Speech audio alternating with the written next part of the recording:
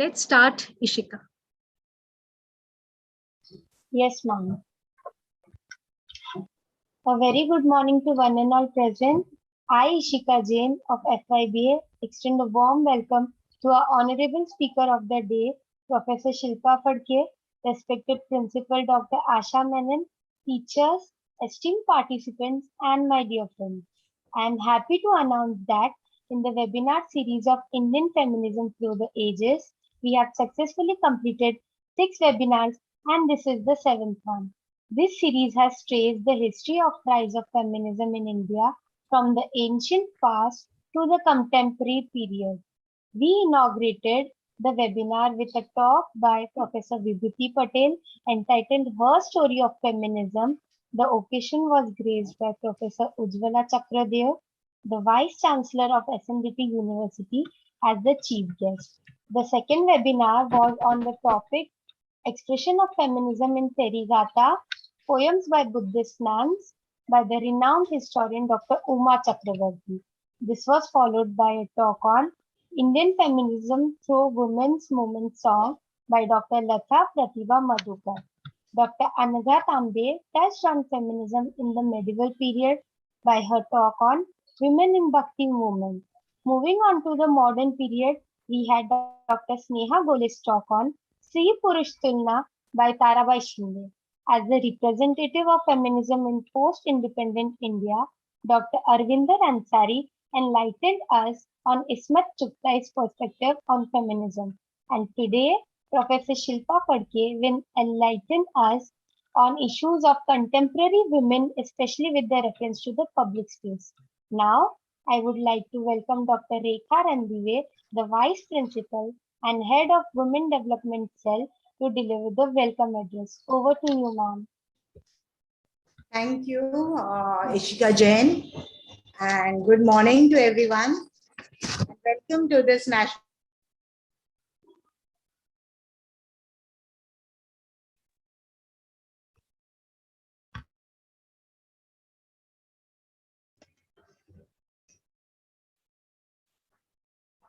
Women's College, Mumbai.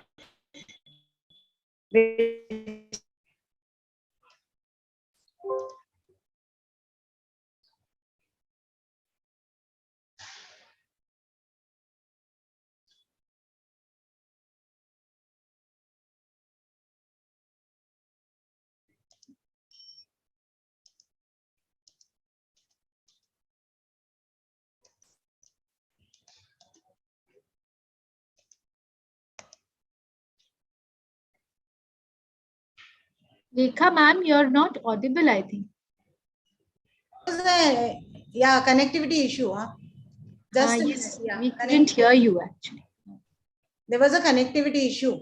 Okay, ma'am. Okay. Yeah, so as I said, this webinar is the 7th and the last in the series of Indian Feminism Through the Ages. We are now having a very important and an interesting topic for today's webinar. And I'm truly delighted to welcome the speaker for today, Dr. Shilpa Phadke. Her expertise in this area will make the topic more interesting and thought-provoking. We all are eagerly waiting to hear from you, madam. Welcome once again. A very warm welcome to the principals, the vice principals, the teachers, and my dear participants, and wishing this webinar the very best. And I also would like to congratulate the IQAC team and especially the Women's Development Cell for taking this initiative and organizing this webinar. Thank you, and over to Ishika. Thank you, ma'am, for this warm welcome address. Now, I would like to request Ritika Nishad from FIBCom to introduce our honorable chief guest. Over to you, Ritika. Good morning, ma'am and panel. I, Ritika from FIBCom department, would like to introduce our today's speaker, Professor Shilpa Phadke. It's my proud privilege to introduce the esteemed speaker, Professor Shilpa Phadke. Dr. Shilpa Phadke is a professor at the School of Media and Cultural Studies, Tata Institute of Social Sciences, Mumbai. Her research interests includes gender and politics of space, the middle classes, sexuality and the body feminist politics among young women, reproductive subjectivities, feminist parenting, single women and marriage, friendship and pedagogic practices. She has co-authored the book by Loiter, Women and Response for Mixed Streets. She is the co-director of documentary Under the Open Sky 2017. She is currently working on anthology with Ntcaa on friendship in South Asia among women and genderqueer folks, and has forthcoming edited work with Nikki Falfox and Srila Roy on #MeToo in India and South Africa. She has a number of publications in reputed international and national journals. It's a pleasure to have such an amazing personality amongst us. We are very grateful to you, ma'am, and accepting to our invitation. We are looking forward to your talk, and now I request to Ntcaa to take over. Thank you. Thank you, Ritika, for introducing us to our guest, Professor Shilpa Phadke. Now, we request Professor Shilpa ma'am to enlighten us with her talk on public space and politics of gender visibility in 21st century India. Over to you, ma'am. Thank you so much, Ritika and Ishika. Am I audible? Yes, ma'am, you are. Yes, ma'am. At any point, if my connection drops, just send me a message or tell me it's unstable. Yeah. Thanks so much. Thank you so much for inviting me, Principal Dr. Menon, Dr. Randive, Dr. Bandopadhyay. I'm really, really delighted to be here among such a exciting range of speakers that you've had and sort of wonderful lectures that you've had. And as some of you know, I have another connection to college that makes this particularly special. My spouse, Abhay Sardesai, taught at PN Doshi for several years. So I'm particularly delighted to be here today. So I'm going to begin. I'm going to share a PowerPoint.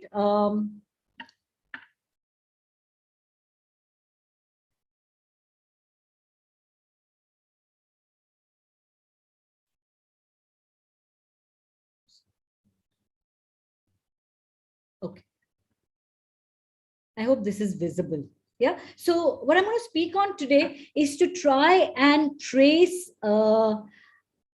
feminism and to look at feminism through the lens of public space. And the idea really is to focus on the last 21 years, okay, or last, 21 and a little bit. Yes, so to focus on this century. Okay.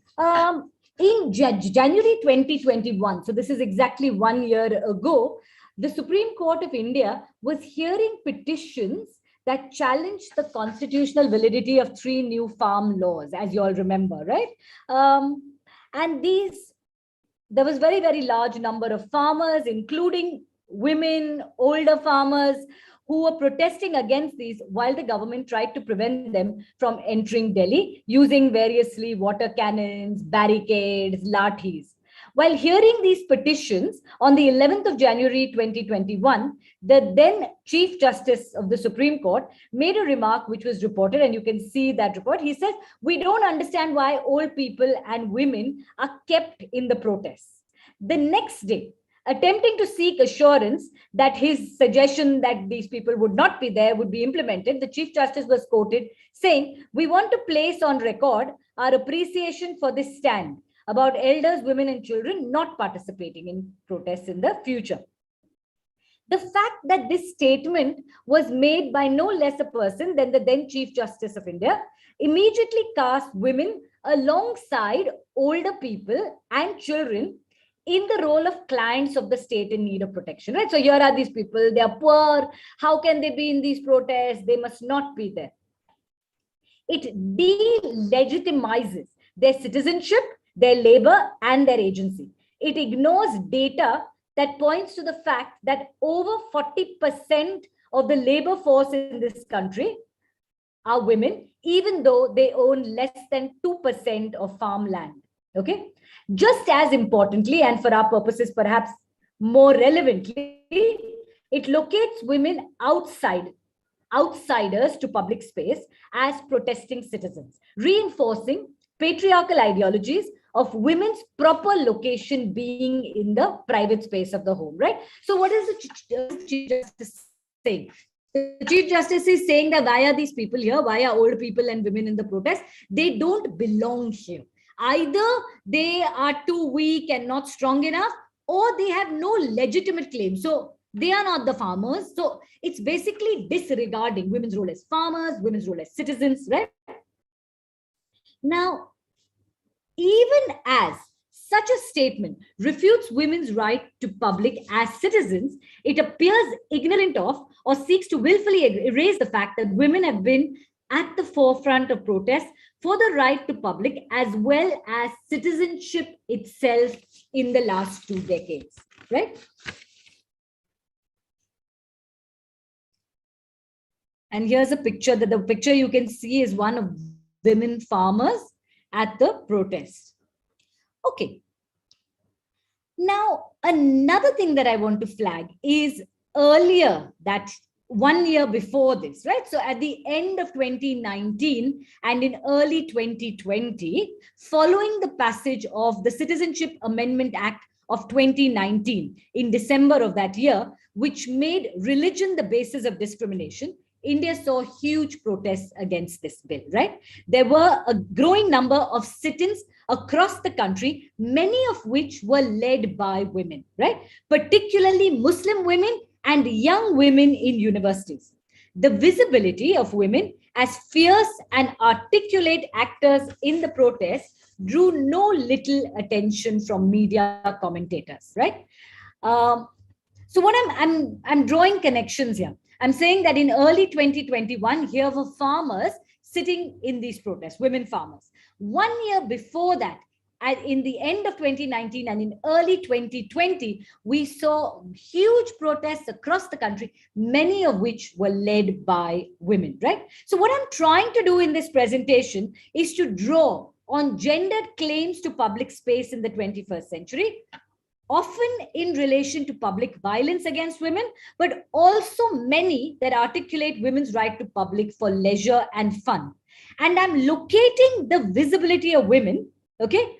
I'm locating these protests and arguing that the visibility of women in these protests, in the anti-CAA protest and in the farmers' protest, are in some ways the culmination of 2 decades of claims taking to public space, right? So I reflect on these last 2 decades to ask how we might re-access the public and reclaim the streets for protest and pleasure. Because we know what happened immediately after this in January, in February and March, so exactly 2 years ago now, as the pandemic numbers began to rise in the country, this was used as an excuse to dismantle all of these protests, right? The protests were abruptly halted, the sit-ins were systematically broken up, and all signs of protest were erased,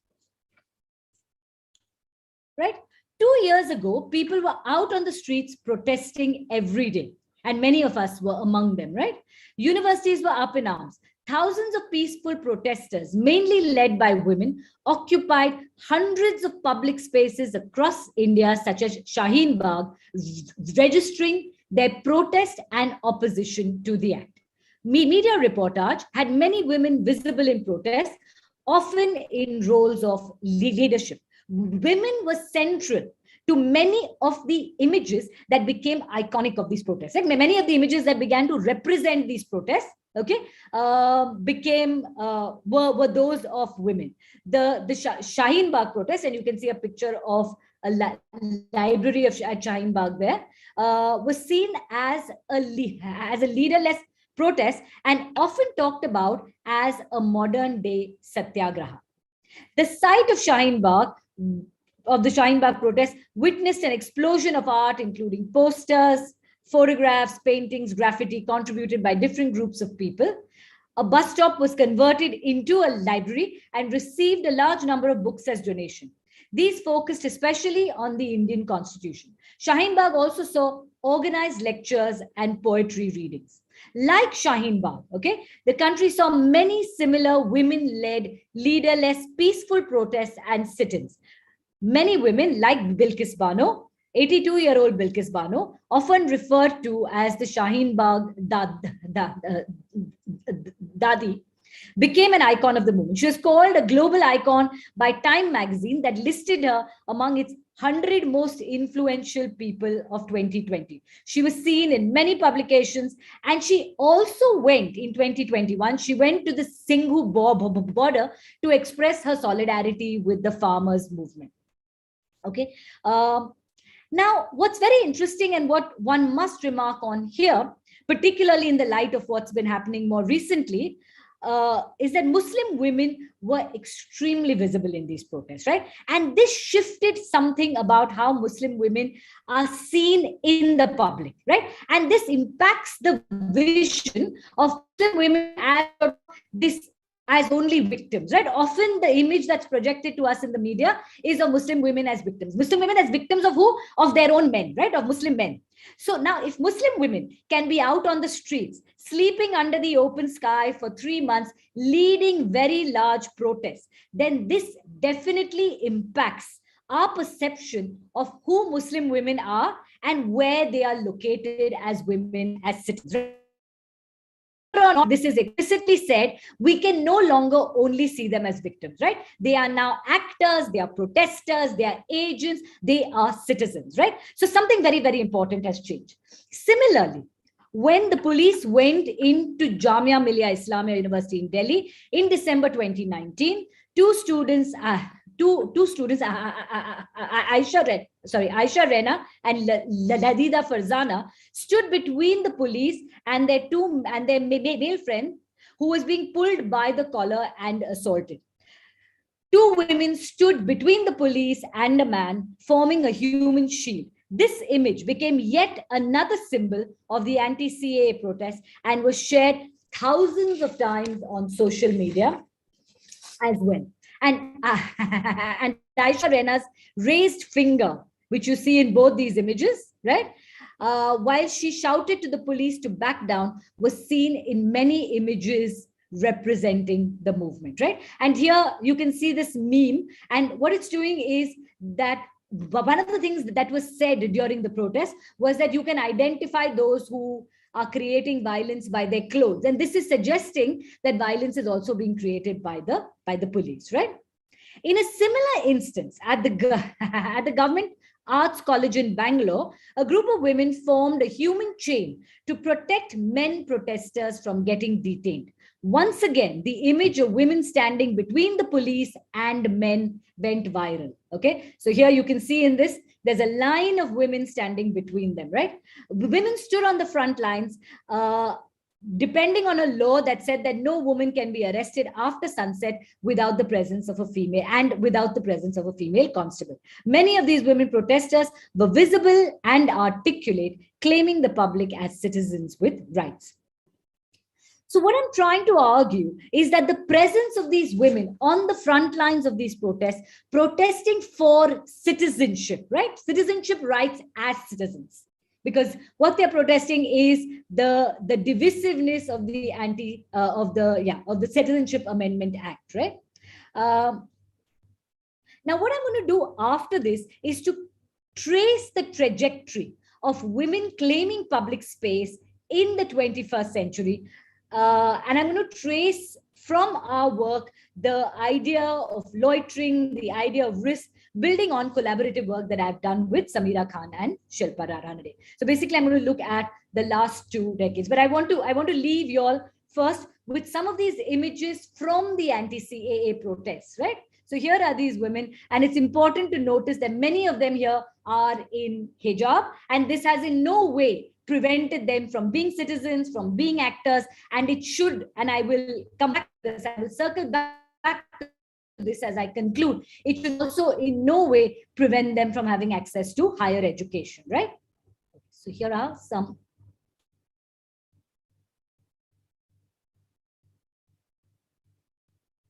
These are from different places, okay? Some of them are CAA protests, some of the image in the center is also from a 2012 protest. Okay, so what I wanted to do was to set the stage for you and to say, this is the background against which, or this is the foreground rather. This is what has happened in the last 2 years before the pandemic pushed all of us indoors, right?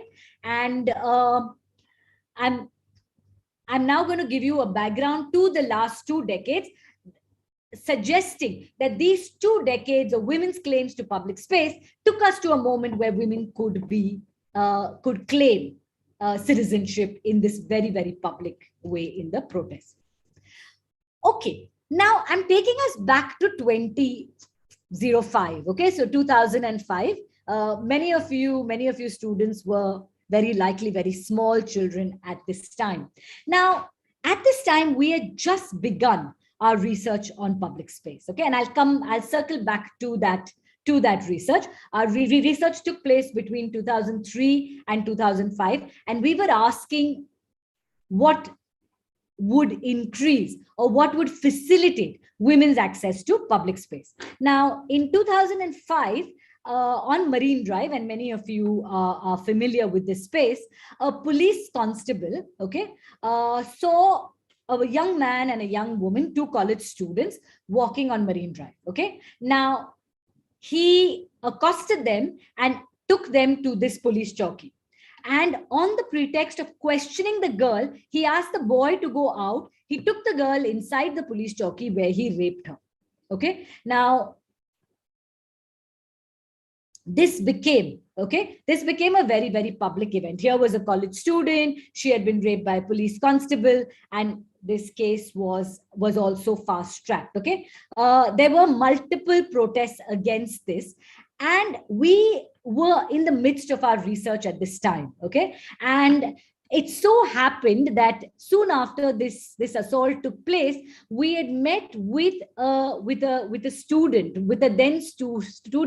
at the Shrishti School of Design, an artist by the name of Jasmine Patheja, and I'll talk a bit more about her later.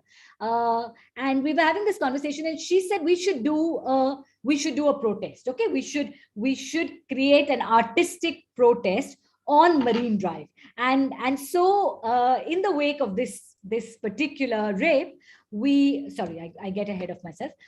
We had a protest on Marine Drive where we all wore letters that said, "I never asked for it," which was the theme under which the Blank Noise Project was born. And I'll circle back to the Blank Noise Project, right? But I wanted to flag for you that there were already very, very public protests taking place.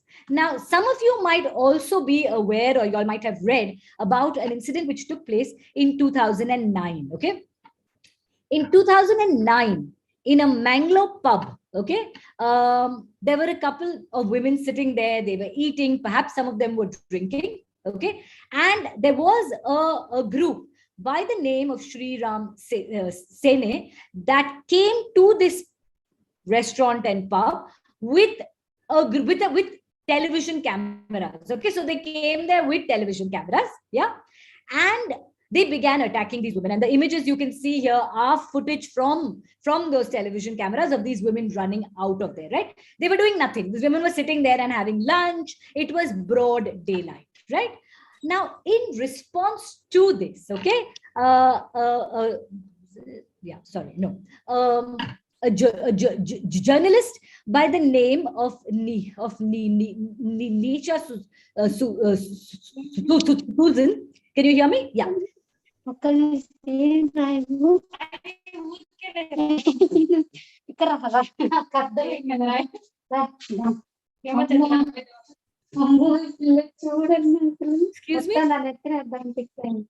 Excuse me?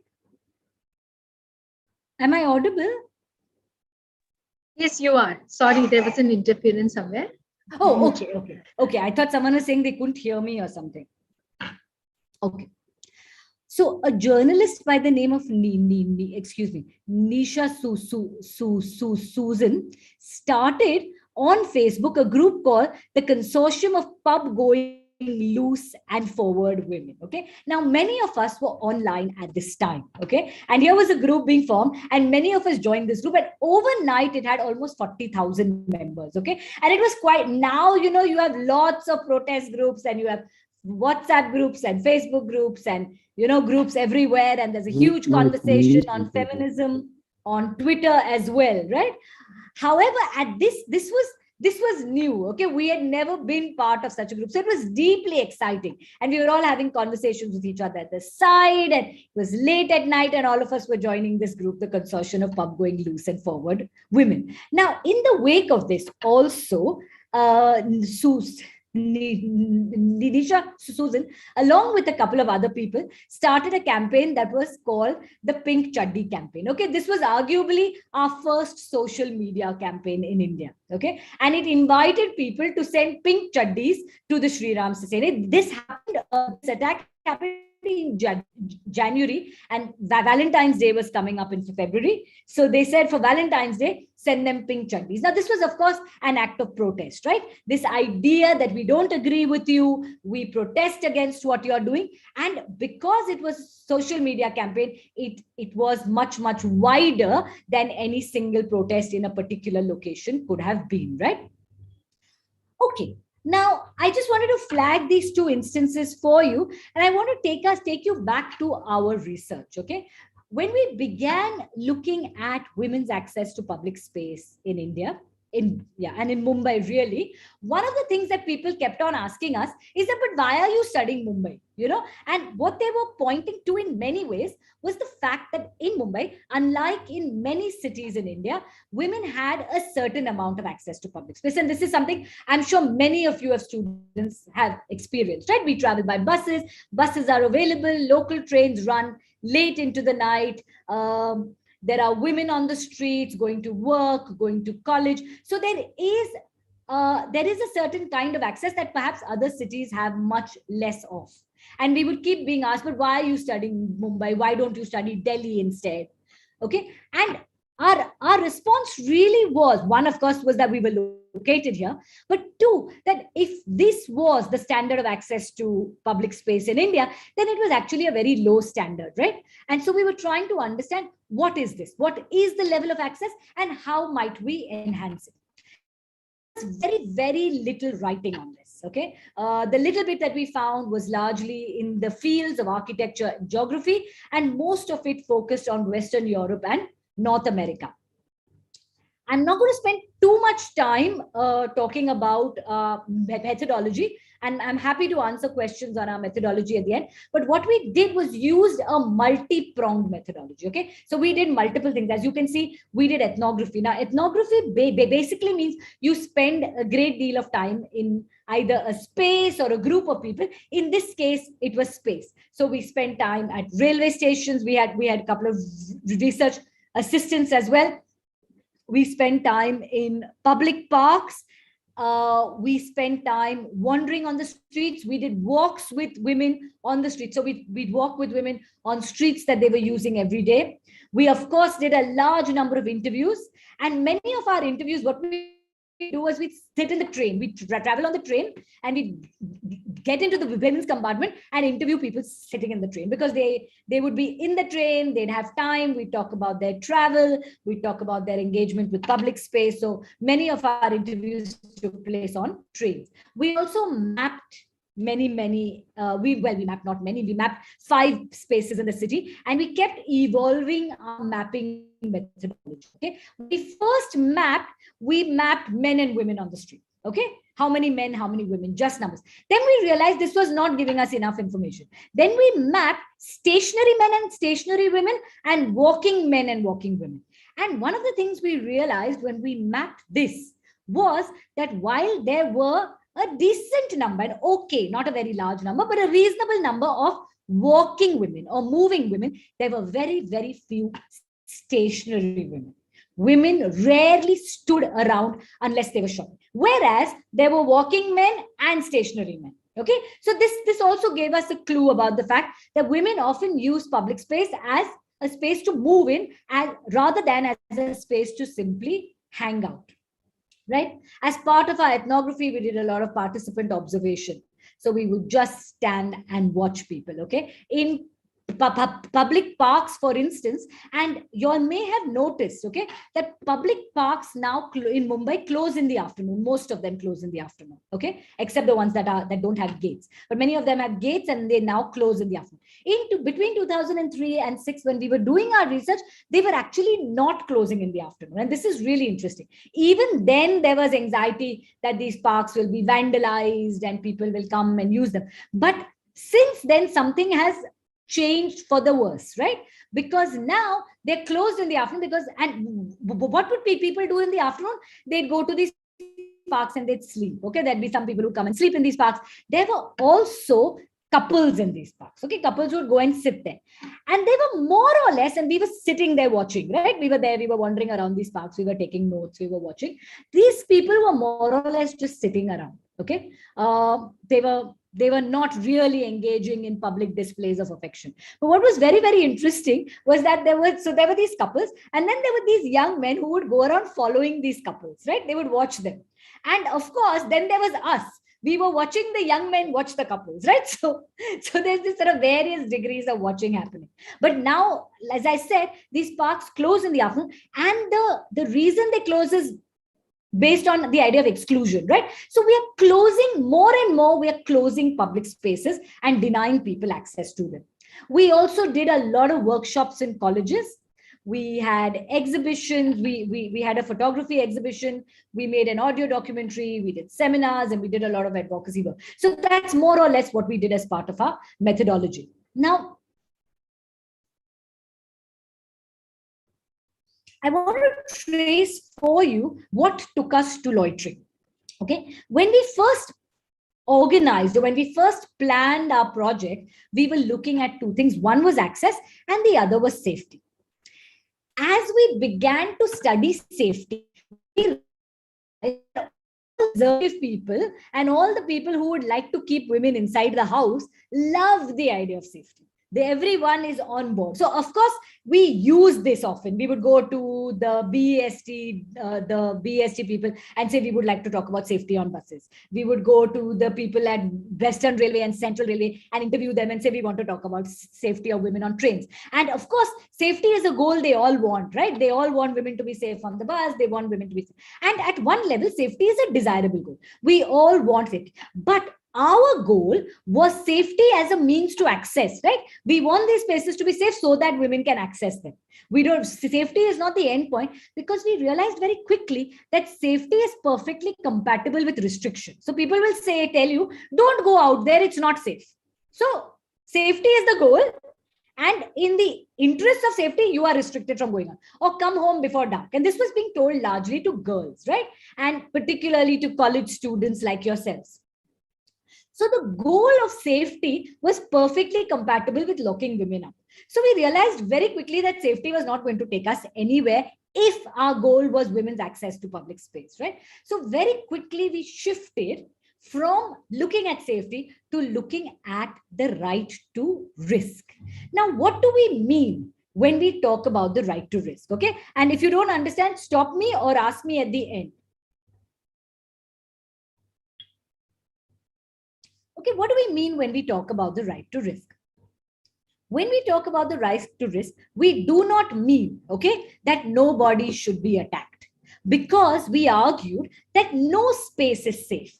Even women's homes are not safe spaces, right? In India and across the world, the most violence against women that is reported takes place in the home and is perpetrated by people known to them, right? So it's not as if women's homes are safe, but nobody ever tells women don't go home, right? We in fact urge them to be in this very space. So we use the same argument for public space. We said public space is not safe. Yeah, it's not.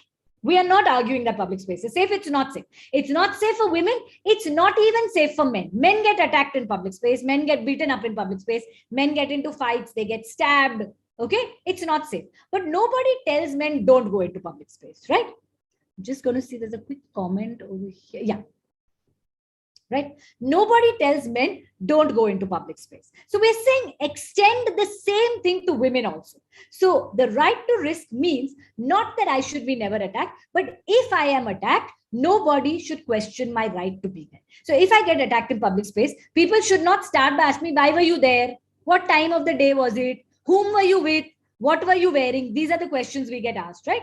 So we were arguing that don't ask us these questions. If we get attacked, there should be a legal process that operates. And if we are hurt, there should be a medical, we should have access to medical care, right?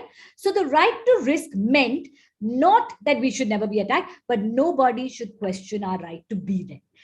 Now, the other thing that we discovered as we were interviewing people is that women's access to public space was pitted against that of other marginal citizens, mostly lower class and migrant men.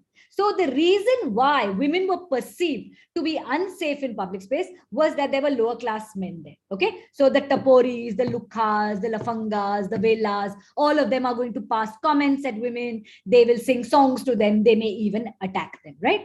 And we realized that this juxtaposition of women who are relentlessly victims, right? They will be attacked and they are in danger in public space.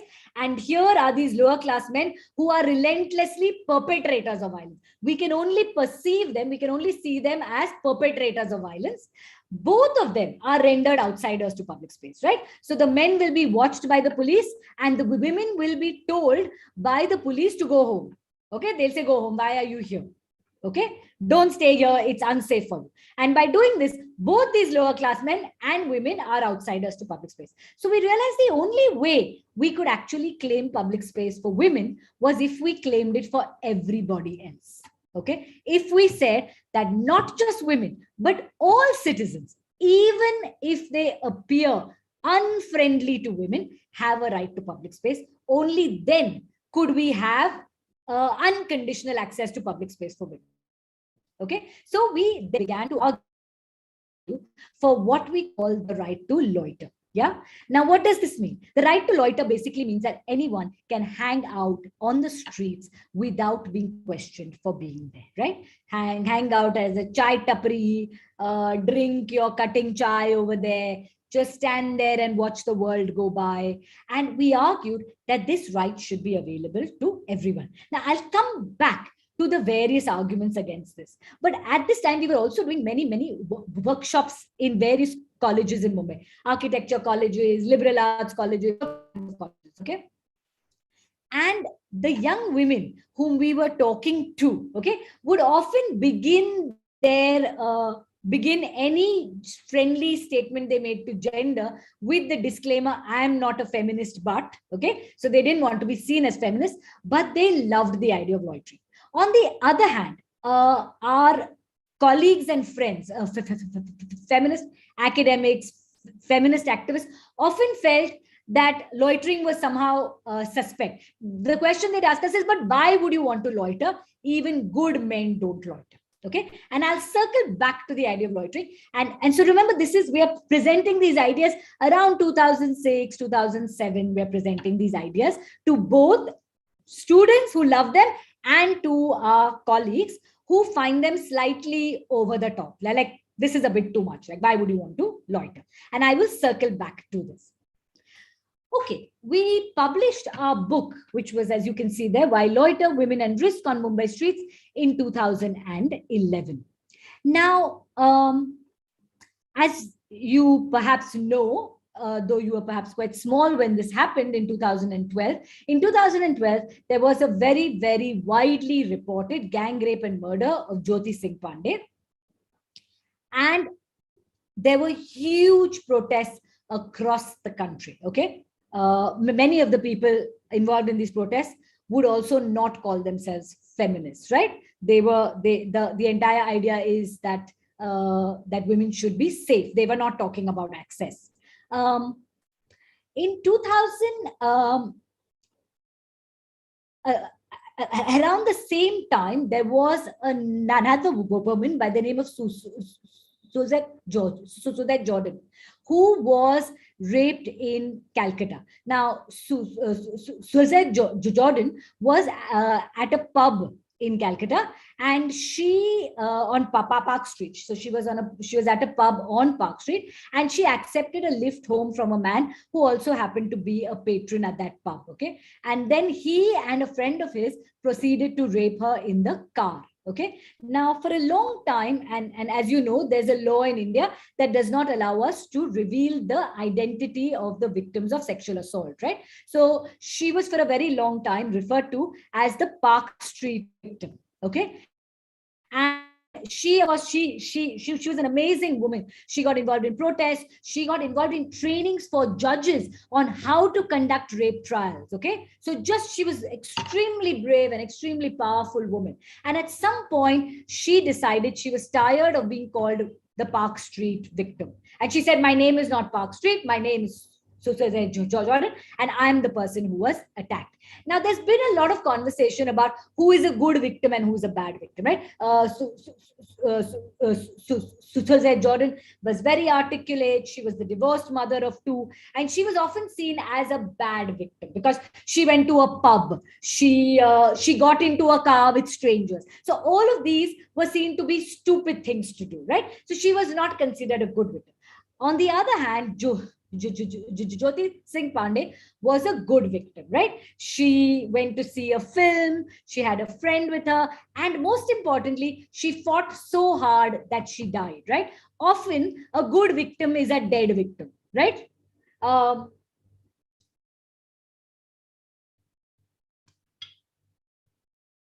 Okay, so this is one more conversational thread that I just want to put out there for you, that there is an idea of who is a good victim and who is a bad victim, and we do need to challenge this idea, right? We need to challenge, because nobody should be assaulted, and everybody deserves the right to legal redress without being labeled as good or bad victims. Okay, so here's, of course, this idea that I want to put out there. This: why would women want to loiter when even good men don't loiter? Okay, now, one of the questions we were being asked, okay, is, and this was a question really, I mean, when we talked about loitering, it was this utopian idea, right? We imagined what would give women access to public space, right? And people started then asking us, our friends, our colleagues, feminist activists would ask us, but how will you operationalize loitering? And really, we had no answer. As you've noticed, I have a stammer, but when someone asked this question, we would sort of stammer, because not because for physiological reasons, but because actually we had no answer to this question, because it was an imagined utopian idea, right? Now, in 2014, okay, a young theatre professional by the name of Ntcaa Singh read our book and began actually loitering with a group of women every Sunday in Mumbai. Okay, and in 2016, she was featured also in BBC's 100 Women Who Are Transforming Gender Questions. So people began to read our book, and they began to act on these ideas, and in many ways to operationalize them, right? Now, when someone asked us, how will you operationalize loitering, we only had to point to what Ntcaa Singh was already doing, right? Now, yeah, so here are some pictures from the Why Loiter movement. So here they are at a chai tapri, here they are cycling, and they also began to record their loitering in a blog, okay? So there was a blog that they started called the Why Loiter blog, and they began recording all of their adventures in loitering. Okay, the second project that I want to talk about is one that I already introduced to you earlier. The Blank Noise Project started about the same time as our gender and space research project, started by artist Jasmine Pateja as part of her college work at the Srishti School of Design in Bangalore. It was really a project against street sexual harassment, and the slogan was, I never asked for it, or I did not ask for it. And what Patheja did was she invited women to send her clothes in which they were sexually harassed. As you can see from this range of clothing, okay, it ranges from t-shirts to kurtas to long sleeve tops, and though there aren't any in this image, people even sent school uniforms, right? And as women, as young women who have accessed and who access public space, you know this, that there is no clothing in which you don't get harassed. So harassment is not about clothing at all, right? And one of the interesting things they would do is they would of course have exhibitions in galleries, but they would also have street exhibitions. So they would stand on the street with these clothes to make the point that women get harassed in a variety of different clothing. Okay. Another project that another campaign that I want to flag for you is the Pinjra Tod campaign. The Pinjra Tod campaign was started in 2015 to challenge hostel curfews for women. As you are perhaps already aware that across the country, women's hostels, and this is not just university hostels, working women's hostels also have a curfew, like women have to be home by such and such time. Okay. And it's based on the presumption that women are not safe after dark. Okay. So we want you inside. Now, we will do nothing to make the streets more accessible for you, but what we'll do is we'll lock you up inside. Yeah.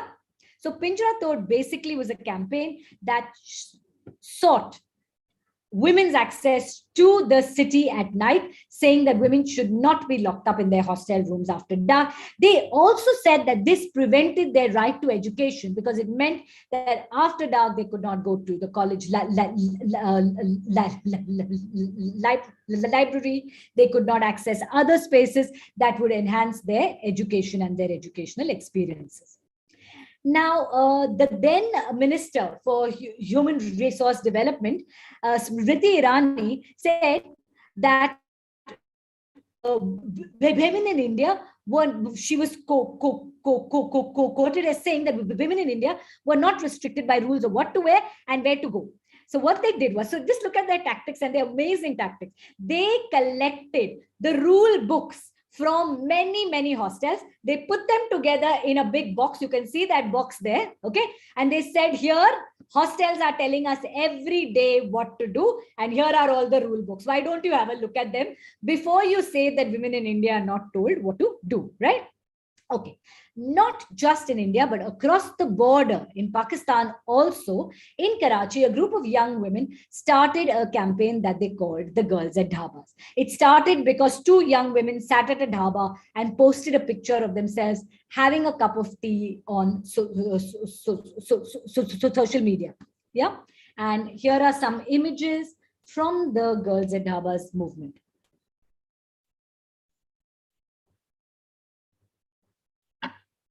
Okay, now in 2016, perhaps you all may remember this, you all must have been in school at this time, but perhaps you all don't remember it also. In Delhi, a young woman was going home late at night from work and she fell asleep in a Uber taxi, okay? And the Uber driver drove her off to some lonely location where he raped her, okay? Now, what was people's response? People started saying, how did she fall asleep? How can this woman fall asleep? Now, rather than say that she should not have been assaulted, their entire concern was, why did she fall asleep? Okay. So what we began doing, and this was 2016, we started an online campaign inviting women, okay, to post pictures of themselves out at night, to say that we have every right to public space. We said, post pictures of yourself having a good time. We will articulate women's right to the public. And this also happened in December, around the time that the anniversary of Jyoti Singh Pandey's rape and murder was coming up. And so we started a campaign at this time. Okay, this was 2014. In 2015 and 16, we ran the same campaign along with the Girls at Dhabas. Okay, and here's a poster, I think, from the 2015 campaign where there were actual loitering campaigns planned or loiterings planned in, as you can see, Mumbai, Lahore, Pune, Nerul, New Delhi, Karachi, and Islamabad. Yeah. We also ran Twitter conversations. Now, as you know, it's very, very difficult for Indians and Pakistanis to get visas to visit each other's countries. However, we can converse with each other online, right? So we would have these Twitter conversations, and these spaces allowed a very, very vibrant conversation, because across the border also women face very, very similar restrictions to the ones we face in India, right? We're being asked, where are you going? Whom are you going with? Tell us what time, give us your number. Can we track you on your cell phone? These are the kinds of questions, right, that we, particularly young women, face in South Asia. So we also had these sort of Twitter conversations, and then we were also reported. So this is a Times of India article that talked about sort of loitering in India and Pakistan. So we got a lot of publicity for this as well. And there was a conversation on loitering, and I'll circle back to this conversation. Okay, this was a poster we used in our first campaign, the 2014 campaign. And we had two professionals from the world of advertising who created these creatives for us. Okay, now all of these claims to public space, okay?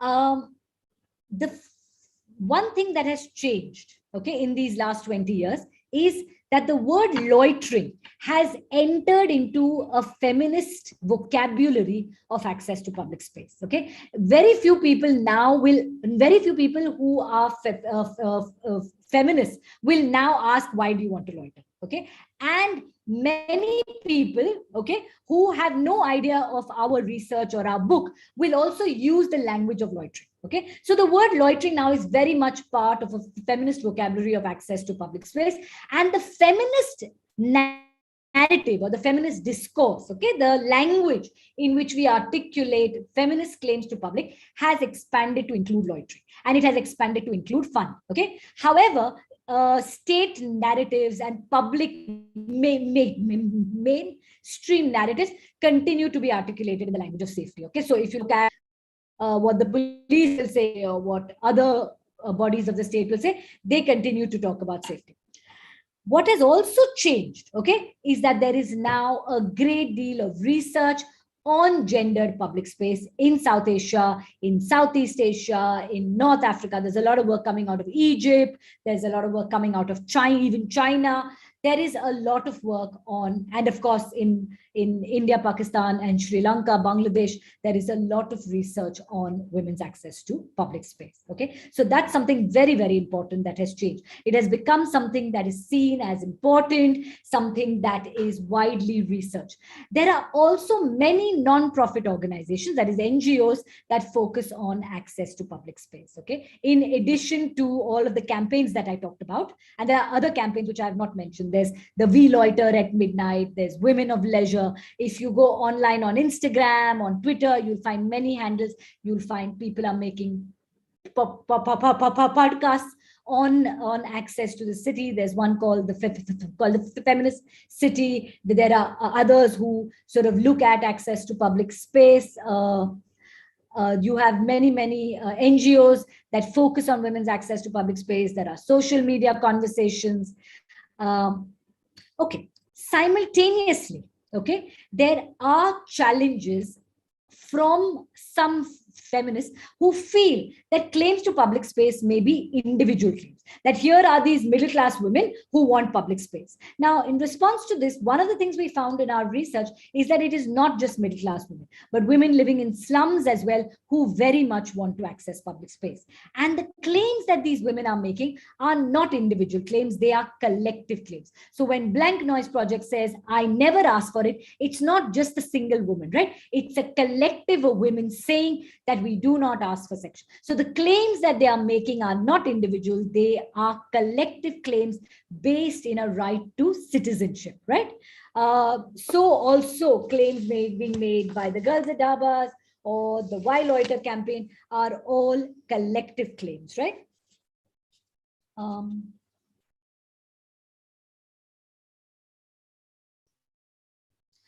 Okay. I'm coming back now. I'm circling back. I have about, I think, 5 or 7 minutes to circle back. I'm circling back to our campaigns, the more recent citizenship campaigns, okay? All of these campaigns, or rather, the pandemic provided the state with an excuse to dismantle all of these protests. And the government targeted some of the women leaders of this movement. Some of these women include Gulfisha Fatima, Sarfura Zargar, and in this image you can see Devangan, Kalita, Natasha Narwal, all of whom were imprisoned, okay, on grounds of being part of the anti-CAA protests. Now, there is clearly a huge anxiety about the role of young women in public life and in the public sphere as citizens. Regressive and right-wing forces are mounting a clear pushback against these, right? This pushback is buttressed by a defunding of public education. We know, as people who teach in universities, we know that funds for public universities are being reduced every year, right? And a virulent attack, particularly on liberal arts and universities known for excellence in the liberal arts. In 2016, okay,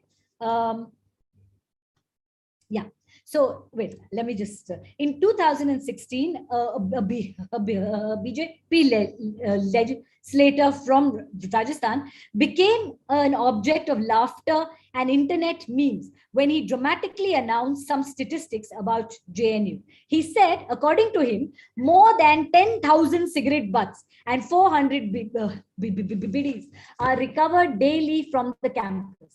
But the piece de resistance of his campus findings, okay, and I say this in a sarcastic way, was that 3,000 condoms and 500 contraceptive injections were found on campus, he says. These condoms, he thundered, were the results of the misdeeds of that students commit with our daughters and sisters, okay? The last statement suggests that the they being referred to was all presumed male. The anxiety about these thousands of condoms being used on the JNU campus reflects the long-held fear about the education of women, especially in co-educational institutions.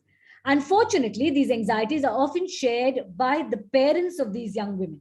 These anxieties also demonstrate the inability to see relationships between women and men outside of the section.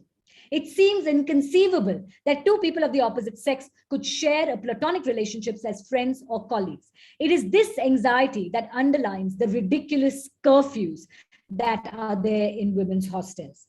JNU is among the few educational institutions in the country that has an open campus facilitating the mobility of its adult students, both within and outside the campus at will. This openness exacerbates the fear that women will be consenting parties to the use of these condoms, whether 2 or 3,000, that women will share these condoms with unsuitable men or perhaps even share consent with women.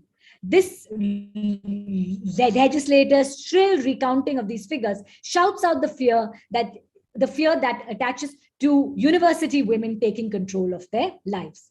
These are the women who threaten the bland, homogenized version of Indian culture, which has at its heart the docile Bharatiya Nari. These slogan-shouting women who dare to protest on the streets dismantle this idea by their apparent hyper-visibility in public, right? So now these, of course, are memes making fun of this guy.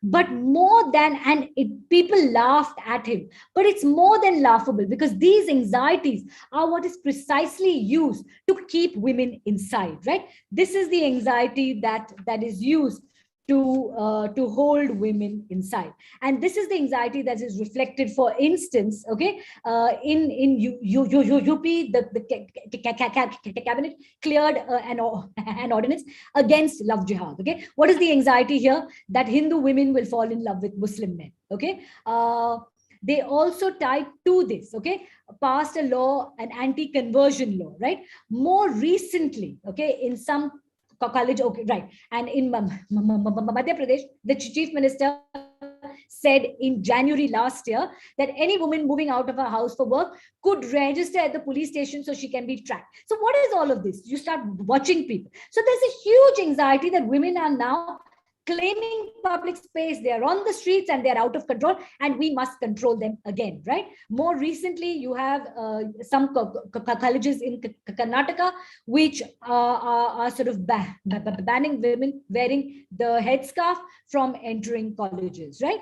All of which jeopardizes the access that Muslim women have to education, right? Okay, I'm going to conclude with this image and to say that in the last 2 years, many of our protests have been forced online, right? We are much less, though we've had a very successful farmers movement that was a street protest. Other protests, many of them have been pushed online. We have been successfully somehow managed to have these protests online, to forge transnational campaigns, including those in relation to public space. Okay, we have built conversations across borders, and we have pushed our understanding of how feminist activism might take place, and also how feminist communities might be formed and sustained.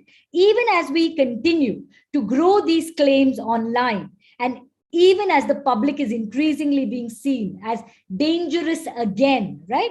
We must not lose sight of the gains we have made in the last 2 decades, the gains we have made in women's right to public space.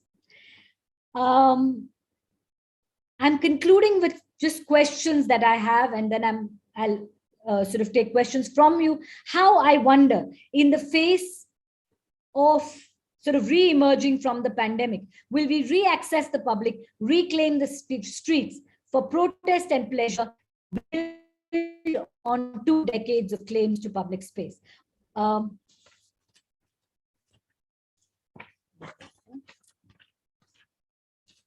just going to stop sharing, and I realized that I have my notes in, yeah. How do we think about public space as we gingerly re-enter the public as the third wave abates in India?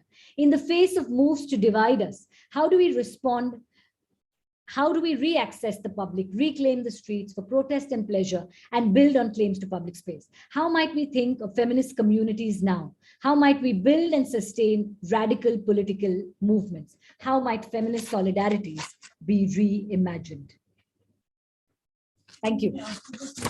Yeah. Thank you.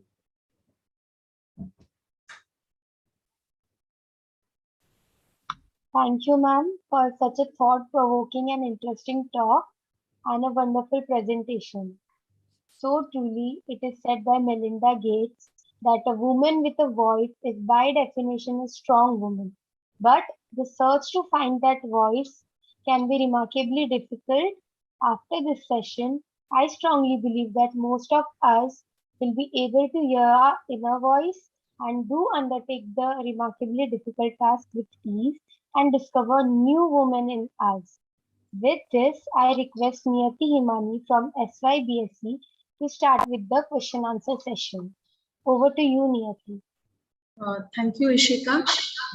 I will be doing the Q&A session because Niyati has not been able to join as she's at the internship. Shobha, there is an echo on your at your end.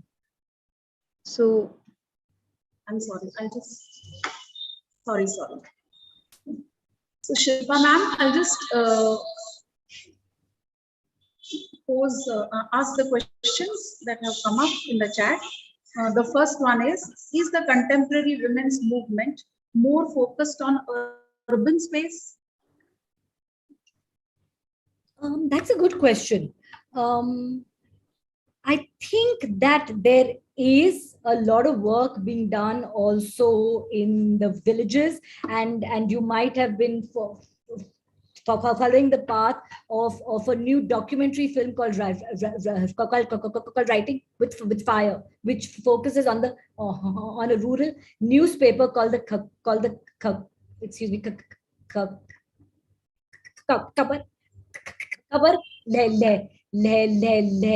Leria. And so there is quite a lot of work, but a lot of visibility that one might see for movements for public space tends to be on urban spaces, because these are the ones appearing much more on social media.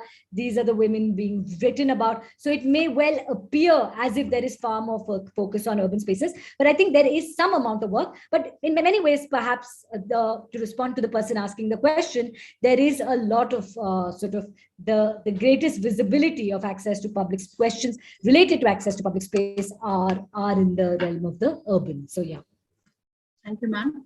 The next one, how is contemporary feminist movement different from the earlier waves of feminist movement? So the word contemporary now encompasses a very, very large terrain, right? The word contemporary women's movement has been used within women's studies to describe the movement after the 1970s, right? So that's the contemporary women's movement so literally it's 50 years now. So we might see this in a sort of a longer, so we start out with women, sort of the contemporary women's movement, sort of responding to acts of violence against women, petitioning the state for reform in the law, reform in the rape law, in the law against dowry. We have laws against amniocentesis in the 70s and the 80s.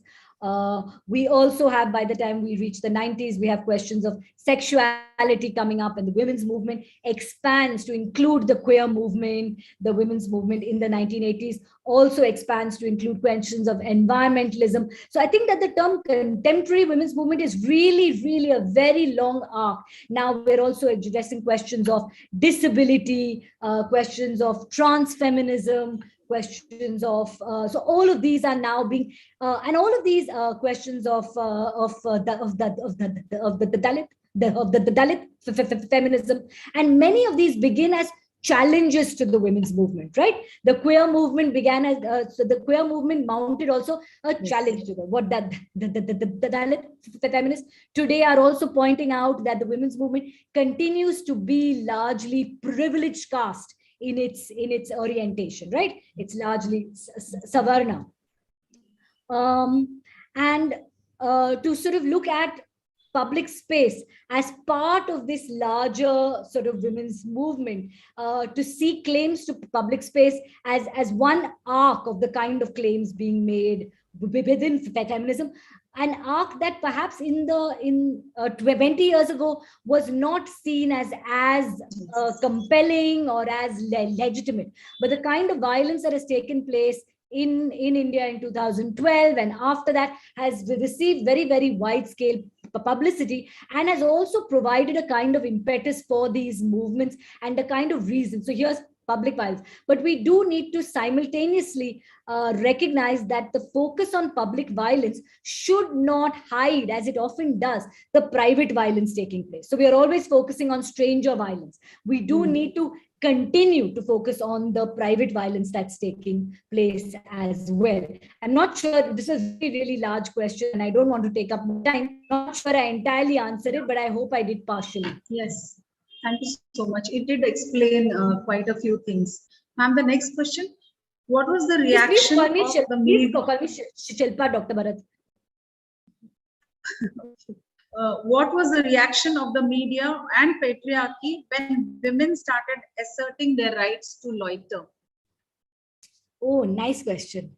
So very interestingly, one of the things that young women in workshops would tell us, okay, was that every time there was a publicized sexual assault, they would start expressing anxiety. And what was their anxiety? Their anxiety was not that they will be attacked, but that this news reportage will be used to restrict their mobility further. That their families will say, don't you know what happened? Didn't you read in the newspaper? Don't go out, sit at home, right? So their real fears were that they would not be able to go out with their friends, they won't be able to go to parks, they won't be able to basically have a good time in public space.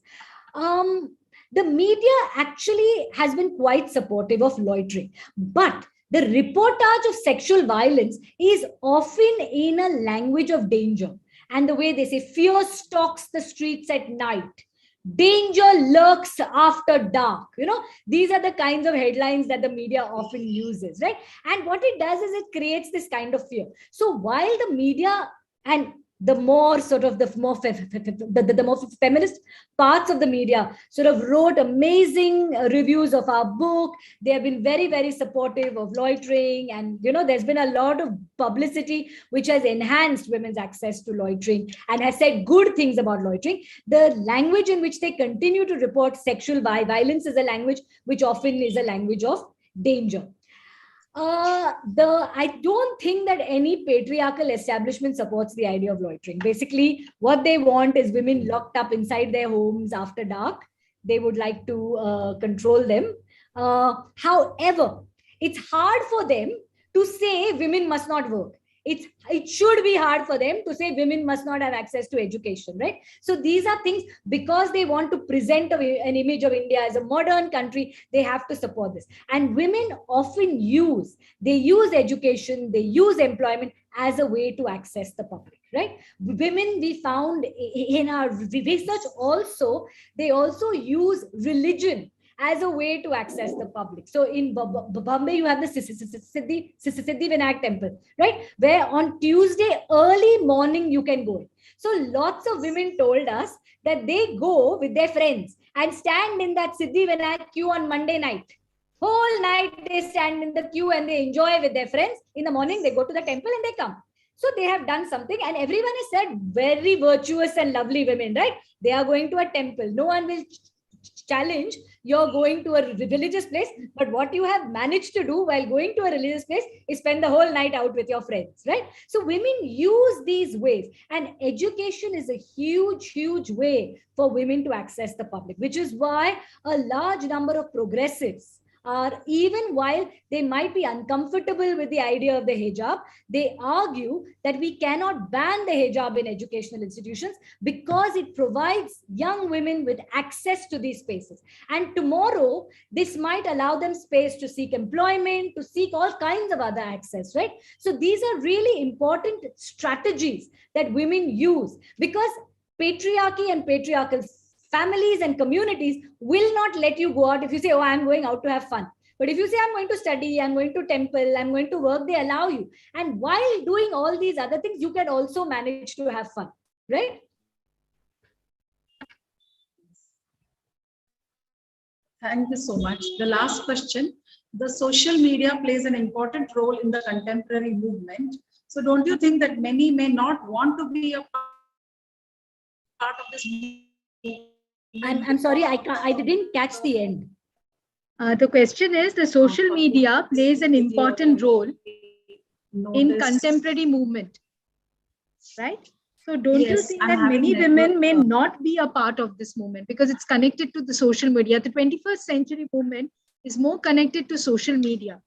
So many may not be a part of this movement. When we are talking about the 21st century movement. They may not be a part means they they'll stay on me. No, they can't because they are not able to access the social media, and therefore they may not be a part of this movement.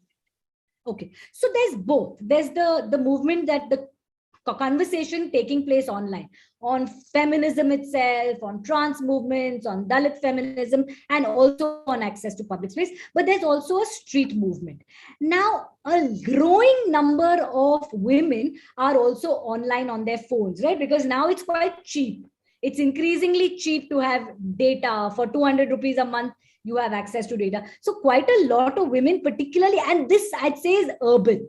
Okay, a lot of urban young women do have access to social media, and they have access to this. And there is one group of women, disabled women, women who otherwise don't have an access to the outside, who actually are able to participate because of social media. But what you say is also true. The digital divide is real. Everyone does not have equal access to social media, does not have equal access to the internet. And certainly there are some barriers that operate. But I think the barriers are fewer than we might imagine, or rather that there are many more women who do have some access, limited though it might be, to social media, and are able to be online. They're able to be on these TikTok videos. And we have young women who've told us that they use the mobile phone as a way of communicating with their families and saying, oh, we are fine, which allows them greater access to public space as well. But yeah, you're also right that there is a digital divide which might limit the access of some people. There is one more question. That is, do you think that your book, Why Loiter, has set a new trend to this feminist movement? At the risk of sounding immodest, I think that we are very, very delighted that loitering itself has become part of a feminist vocabulary. So I think that the language of feminist access to public space has changed, and part of it, certainly the part of it that is tied to loitering as an act is tied to our work. But we're not the only ones making sort of claims to public space. We're certainly not the only ones writing. And I think that what has transformed access to public space is the multiplicity of claims to public space, that there are all of these movements, there is all of this research, and it's just really, really exciting for us to sort of see the multiplicity of claims to public space. So I think it's very, very much a collaborative and a collective endeavor. Thank you so much. Thank you so much, ma'am. Yeah, that's the end of question answer session. Ma'am, the questions and the way you answered really brought in a lot of insights and awareness about the actual perspectives that are there. So over Ishika to continue the session. Ishika. Thank you, ma'am. It was an eye-opening question answer session. Further, I would like to appeal Yakshita Lokhandwala from SYBMM to convey the vote of thanks. Over to you, Yakshita.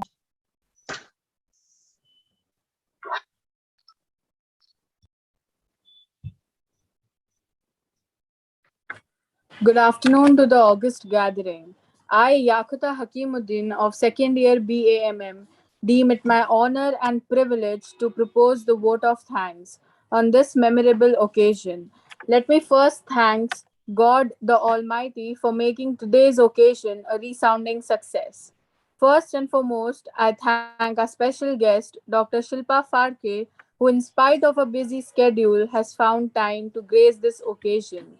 The feeling of gratitude is so deep that it can never be expressed in words. I extremely feel grateful to all the trust members from the SPRJ Kanyashala Trust for supporting us in every endeavor. I would like to express my thanks to our enthusiastic director of SPRJ Kanyashala Trust, Dr. S. Kumudawali, my sincere gratitude and appreciation to our eminent resource person, Dr. Shilpa Farke, for the wonderful insights into the topic public spaces and a politics of gendered visibility in 21st century India. This engaging session added immense value in understanding and getting a glimpse of the journey of Indian feminism through the ages. I thank you from the bottom of my heart to take time out from your busy schedule to be the resource person for today's webinar and share your knowledge with all of us. My heartfelt thanks and appreciation to our dynamic principal who is constantly supporting and motivating through all the activities undertaken by the staff members and the students of our college. Yes, ma'am. 2 minutes. She has superheaded the series of webinars taken up by the Women's Development Cell. Under her leadership, we get space to implement our plans. She inspires us with her thoughts and actions. To our IQAC coordinator, Mr. Raju Chauhan, and the head of the Women's Development Cell, Dr. Rekha Randive, I would like to express my sincere gratitude for encouraging us to explore and initiate new activities and webinars under the Women's Development Cell. A big thank you to all the members of the Women's Development Cell for their wonderful efforts towards this webinar. I thank all the vice principals, coordinators, teaching and non-teaching staff members from Srimati P.N. Doshi College for their encouraging gesture. I express my sincere thanks to all the principals, vice principals, and other dignitaries and research scholars who have joined us for today's webinar and made the event more successful with their active participation. My sincere appreciation and thank you to Ms. Hashmat Khan for her technical support and students from BA Department, Ishika Jain, first year BA, Ritika Nishad, BCom, for comparing today's webinar, and Dr. Ma'am Shobha Bharat for handling the question answer session. Last but not the least, I would like to thank all the participants and the student fraternity to enthusiastically participate and bring glory to this thought-provoking event. Please do join us for the next webinar, which will be a concluding session of the series of webinars Indian Feminism Through the Ages with the resource person Ms. Flavia Agnes, who is a popular figure in the area of women's studies, being a lawyer, activist, author, and an advisor. Thank you once again and have a wonderful day and stay safe. Thank you so much, everyone. Thanks a lot.